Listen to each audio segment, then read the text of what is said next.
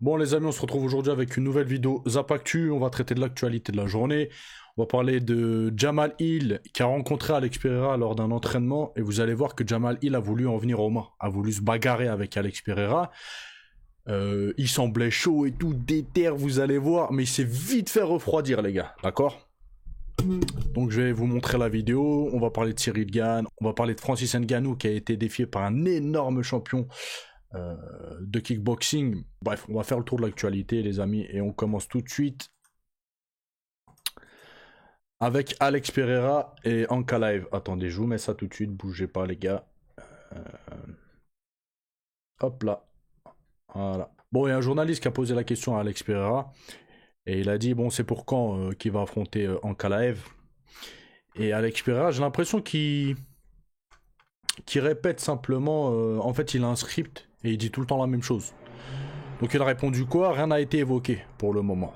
Après il a dit quoi? Je ne choisis pas mes adversaires. Certains n'arrêtent pas de dire Ankalaev. Mais je vais être honnête avec vous, lui et son manager ont beaucoup parlé de bêtises. Ou je sais pas ce qu'il voulait dire. Disant que je ne voulais pas l'affronter. Mais la réalité est que l'organisation ne veut pas qu'il combatte parce qu'il est ennuyeux et les gens n'aiment pas le regarder combattre. Bon, la dernière fois, il avait tenu ce genre de propos. J'avais fait une vidéo où j'avais montré que c'est totalement faux. Si Ankalaev était ennuyeux, que le public l'aimait pas, etc., Dana White l'aurait viré. Voilà. Dana White a déjà viré d'autres combattants qu'il estimait pas assez performants pour l'UFC, etc. Pourtant, ils étaient sur... ils avaient un bon scoring hein, à l'UFC et ils se sont fait virer. Donc Ankalaev, ça fait des années qu'il est à l'UFC. Ça fait très longtemps. S'il ne convenait pas à Dana White l'aurait viré. Voilà. Moi, hein, je pense très sincèrement que bon, Ankalaev reste une menace pour Alex Pereira. Et Alex Pereira, maintenant, c'est une superstar. On va dire que c'est l'une des plus grosses stars à l'UFC. Les gens, ils le kiffent. En plus, c'est comment dire... Dana White, il n'hésite pas à se servir de lui. Dès qu'il a besoin d'un combat de remplaçant, etc. Bon, il l'appelle, lui, il est très souvent chaud à combattre. Donc, il combat très régulièrement. Pour Dana White, c'est parfait. Il met des KO. Dès qu'on a besoin de lui, il répond présent, etc. Donc ils veulent le garder le plus longtemps possible. Donc c'est pour ça, je pense, qu'ils lui font esquiver Ankalaev. Même si je vous mens pas, hein, contre Ankalaev, à tout moment. C'est simple. Je pense très sincèrement, si Ankalaev combat comme il a combattu lors de son dernier combat, très probablement Alex Pereira risque de l'éteindre. Après, si Ankalaev décide d'utiliser sa lutte, d'aller au sol, etc., c'est très peu probable qu'Alex Pereira gagne. D'accord? Mais s'il décide de striker, c'est vrai qu'Ankalaev, c'est tendu pour lui. Mais ça reste un danger pour Alex Pereira. Donc voilà, pour l'instant, il n'y a toujours pas de date. On continue sur Alex Pereira. Pour vous dire, hein, on parle très souvent de lui. C'est un truc de ouf. Tous les jours, il y a des articles sur lui. Donc il affirme que le choc contre lui et John Jones est inévitable, mais à une condition. Bon, hier, je vous ai fait une vidéo en vous expliquant que voilà, Dana White a dit que Francis Ngannou, John Jones, ça ne se ferait pas, du moins pour l'instant, c'est en négociation, je pense, mais que John Jones allait affronter Thomas Spinal. Donc Dana White a lâché le beefsteak. Et Alex Pereira, il a dit quoi? Il a dit John Jones doit passer Thomas Spinal d'abord. Donc là, en gros, Alex Pereira certifie en fait que voilà, ils vont s'affronter. Sinon, je pense pas qu'il aurait eu ce genre de propos. Alex Pereira doit être au courant de choses que nous ne savons pas, quoi. Donc s'il dit ça, s'il lâche ça, c'est très probablement, ça se trouve, c'est même signé le combat et nous ne l'ont toujours pas dit, quoi. Après, il dit quoi? C'est son prochain challenge. Par contre, s'il passe Thomas Spinal, notre combat sera alors inévitable. Les amis,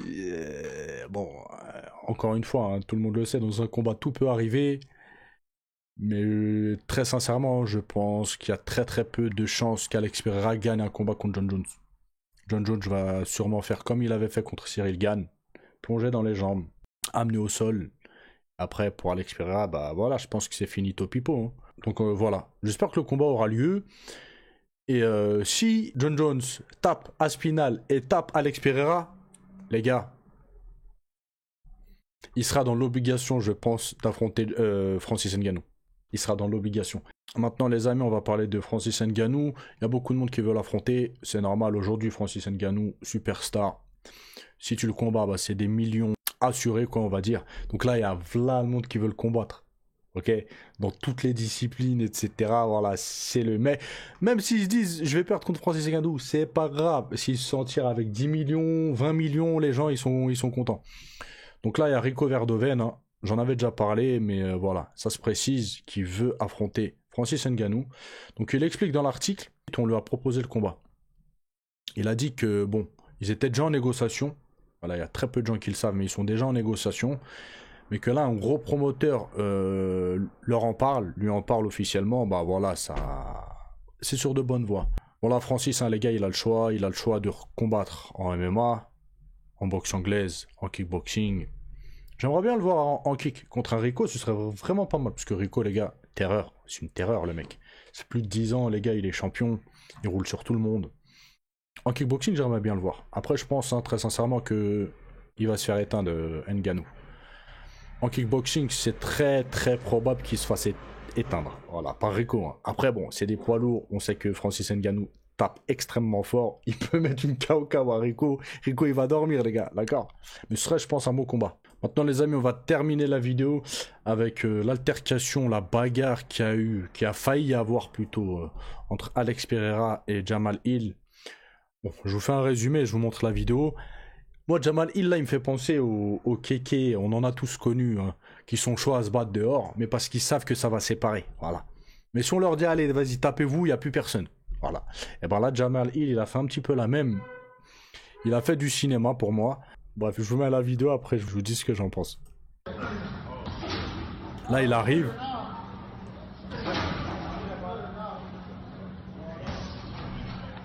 Regardez bien, Alex Pereira, il le check, hein. Je remets, hein. Donc Jamal il arrive en mode machin. Alex Pereira le check, lui tend la main. Donc on voit qu'Alex Pereira est dans le désamorçage quoi du conflit.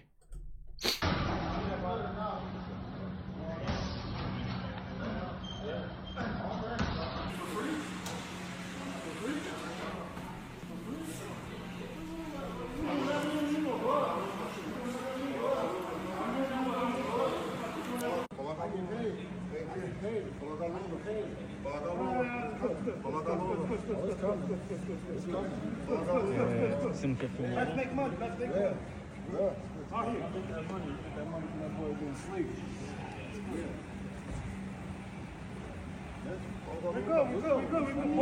We good, boys. We good.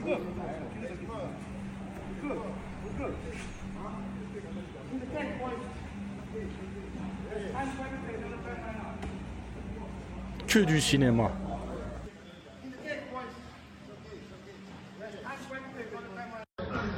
Que du cinéma. Les gars, regardez la vidéo. C'est que du cinéma.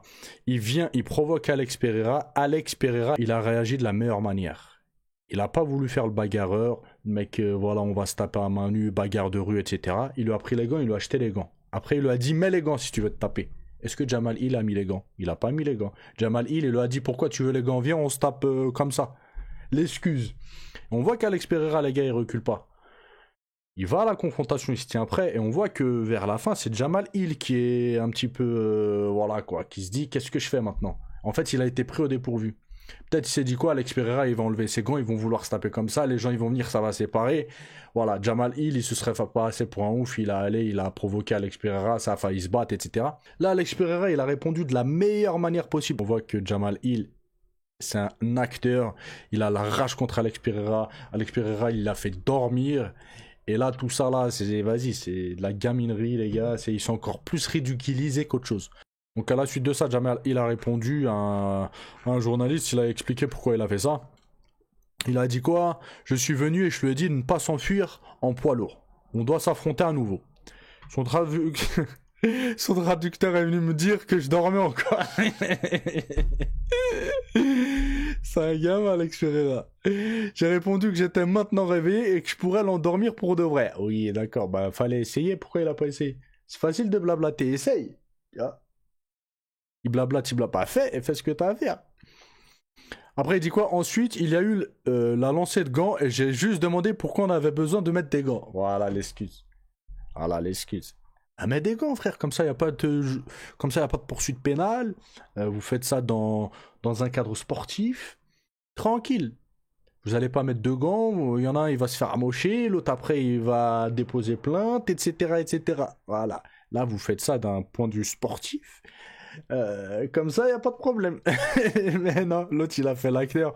Donc voilà, moi, Jamal Hill, je peux plus le voir, les gars. Bref, je sais pas ce que vous en pensez, les amis. C'est tout pour aujourd'hui. N'oubliez pas de lâcher un petit like, un petit commentaire. Je vous dis à la prochaine vidéo. Passez une bonne journée. Ciao, ciao.